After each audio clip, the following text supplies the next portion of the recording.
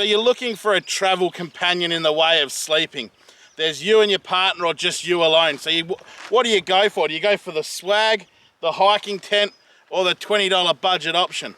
Well, that's why we're bringing this video to you. We're going to bring all three price points ranging from a $29 Kmart pop-up tent, a $200 hiking tent, and I don't know, that'd have to be at least $350 worth of swag. I paid 400 plus for this. There you go. 200 bit years ago.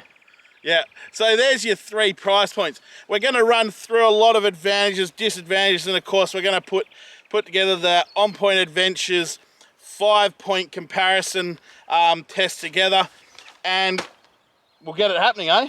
Yeah, bloody oath. I reckon the first test should probably be how long does it take to set up each item? Exactly. So why don't we hit that? We'll leave this recording now, and we'll set our tents up in the beautiful little spot behind us. What do you reckon, boys? That sounds great. I just found a tick walking on my hand. I don't know if you saw me flicking that. That was because I had a tick on me.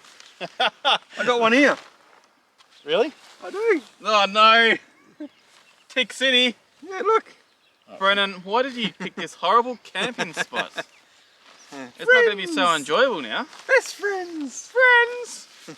Oh well guys, I reckon we're probably going to go find another camping spot because I don't think I really like having ticks crawling on me. No, you suck. Yeah. No, I'm the same with Cameron. Yeah. Ticks suck. We'll see you in 15-20 minutes when we find another spot. Or in your time, 2 or 3 seconds. All right, let's move. Oh, I feel an itch on my nuts. I don't know if it's a tick.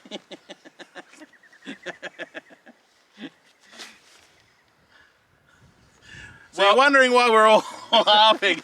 We've relocated from Tick City to Tick City. And they're still here. But we can't stop this video now, so if you see us looking at our feet, you know why. It's probably the most paranoid you're ever going to see us. And we're not usually too paranoid.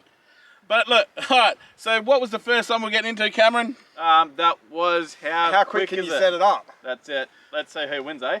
Alright, you ready? Hey, Brennan, you have not got a case. We're going to initially add another minute on the setup time since you have not got the case for it. You can't have a minute to take out of it. we were just dead. It's done. Alright, I'm done. It's upside down. I'm finished, I'm set up. Right, let's get to it. Hey, Brady, can you help me? No. You put yours to the side. I've found some complications. What's that? All my cords are tangled. Oi, I'm almost forgetting how to undo a flag. This is not fair. Oh, there we go. There we go, my tent is set up. And there you go, guys. We've got the first win on the board for the Kmart tent. It was that quick. Now we'll watch the rest. Here comes a time lapse. Alright, I have no clue how this tent goes. I don't know what instructions. Cameron, can you move yours over? Brennan, can you move yours over, please? That sounds like a you issue, not an us issue. I actually think I'm in for it. Well, I could actually beat Cameron. No, you got to thread it through. Thread it through here. Oh, fuck. This is like blind, leading the blind with these two. Where's the thread through? Tick patrol. Oh yeah! I'm done! And there you go. All three are set up. Well, So, that was a bit of fun and shenanigans going on there. And a bit of banter. I'm not sure if you're going to hear the banter since it was in fast mode, but... and Tick City. So, number one, how'd we end up? We had the Kmart tent anchored to a bull bar. Yeah, that's first. not properly anchored down. So I think he's almost disqualified because we have the hiking tent good, but going on Cameron's disqualification, I believe he's half anchored to a nav as well. So do we want to renegotiate the disqualification? No, the front of your tent is not anchored down. Mine is fully anchored down. One side to the nav, one to the ground with a peg. But I think we all can agree. I think Brennan's tent's the quickest to set up. Although I had no clue how to set up this hiking tent. You did a pretty good job, I reckon. Well, you set up your swag how many times, Cameron? Yeah, but it's been a while though. That's right. But it was good fun though. That was good fun. Yeah. All right, well, let's get on to the second one, eh? Well, you might notice a bit of a a bit of a position difference with us, even maybe a bit of a different picture quality. Who forgot to charge the camera? Me. Him. And that's the difference between the Sony ZX and the Osmo, which we're on now. But anyway, let's get to our next category, which was going to be the functionability and I suppose the ease of use of the three sleeping platforms. And I think everyone's going to agree when you come down to the ease of use, it all starts from when you leave the house and you got to go get a pillow from here, a blanket from here. We better bring a mattress as well, and all the other odd sods we're going to remember. But what do you need to remember, Cameron? Oh, just my swag. Just the swag. Just the swag. Undoubtedly perfect. And I mean, a lot of guys are going to argue all day, oh yeah, but the swags are so heavy, which is why I use a tent. Well, it's got everything in it. But it's got everything there, and you know what, a fair comparison would be at a later date, guys, to actually put everything together in a tub and see how different we really are from the swag. Well, exactly, yeah. Like little hiking tent, it's so small. You could easily have the tub full of a sleeping bag, a little tiny mattress. Yeah, but you know what? You can get rid of the original bag that, let's say, your tent comes in, and you can make it a little bit bigger. You can put a pillow, a mattress kind of thing, well, and then it can be all in one unit, just like the swag. That's it. I said your one's so small, you could probably get a little school bag and everything's going to fit in it. Yeah, especially if you've got one of those beautiful little hiking mattresses. Exactly. And the little self-inflating pillows and stuff. I mean, that could be beautiful. But, I mean, let's not drive away from the topic of this particular section, which was the starting functionality. The swag takes it hands down, and it's leagues in front. And I think the only way to decipher the difference from the hiking tent to the hot air balloon over there is the fact that when you do get to camp, you just throw the hot air balloon and up it goes. So it might take a close second, but you know, I'd put these two as second in one, you know, sort of collective group. Yeah, no, definitely. Yeah. Yes. Yeah. But space, guys. What about the actual sleeping area of these? I mean, there's a lot different. That's it. Scott sleeps in a coffin. Yeah, but let's just pretend this is a two-person. You're still going to have the same height, but it's still going to be very confined. Yeah. Cameron's one, well, that's a two-person. That's still confined to my knowledge. And that one there, well, that's outstanding because at least you can sit up in bed. Exactly. You're not going to wake up, oh, where am I? Yeah. I mean, being a bigger fella, that's what really steers where I go with a lot of my sleeping equipment because being big and being claustrophobic, I mean, I'd probably be too wide for that thing anyway.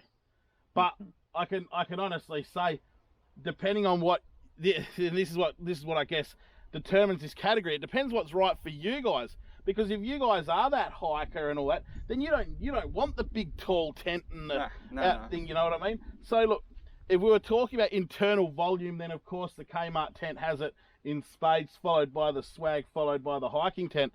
But but guys, keep that in mind. This is just an open-ended category that really, really is determined by you as the individual. And what you're using it for, of course. Yeah, exactly, and what you're using it for. And I think what we should round it up with is weather conditions. So, I mean, any of these sleeping platforms is going to do fairly well in the sun, except for Scott, because you're going to cook like a chook in an oven. But let's talk about where it really makes a difference at night when it's hammering down with rain. I'm just going to go all out. My tent's useless. I will wake up in a bloody swimming pool with that thing because it is not waterproof. Single layer on it, which means the condensation builds up. I'm going to have stalactites and stalagmites and bloody pools and fish and everything in mine. It's useless. But, hey, at least you probably smell better by the morning, eh? Yeah, just a little bit of soap in the water. Just on you, and as the night goes on, it will slowly clean you. It probably might. Yeah. But I'll let these two argue on the best wet weather platform out there too. Well, I'd probably have to say it's the swag, once again. Obviously mine's going to be pretty much in the same category as yours, Brendan. And the swag, realistic with the thicker canvas, it's obviously going to keep you a lot more drier. That's it. Yeah, I agree. I agree. Especially if it's seasoned correctly. If you've seasoned your canvas correctly, I think you're right. Yeah, true. But I reckon that wraps it up, guys. We might do, a bit more on this at another time. But what we really wanted to identify here is you as the first-time camper, you have no idea what to buy, and you've just had 3 completely different sleeping platforms from 3 guys with, I mean, look, I'd like to blow a trumpet here. We've got monster amounts of camping experience. We know all 3 of these platforms inside and out. That Kmart tent, look, to be honest with you, it's probably going back in the roof when I get home. But we bought it out for the special occasion. But we just hope that helps you make a more educated decision on your purchase. That's it. What do you reckon, guys? How about you let us know in the comments down below, which one would you prefer to go out and use in your certain situations? Bloody good idea. But I reckon, and to bring it back to where we were at before, I think we missed out on one brilliant thing. What would be an improvement that we could do on these tents to make it more usable, friendly? Now, if you look at the swag or the hiking tent, to put a middle pole to actually hold it all up, and then you wouldn't have to rely on obviously the side or the ropes. Yeah. To keep it all in one. And at least it would sit there flush, just like Brendan's tent. It just sits there. It doesn't need things to hold it up. Self-standing. Self-standing. Yeah. And if you could make the swag and the hiking tent self-standing, which is easy, because all it is a pole, I think you'd be absolutely laughing. That's You it. would. So, Yeah. What improvement could I make on my tent?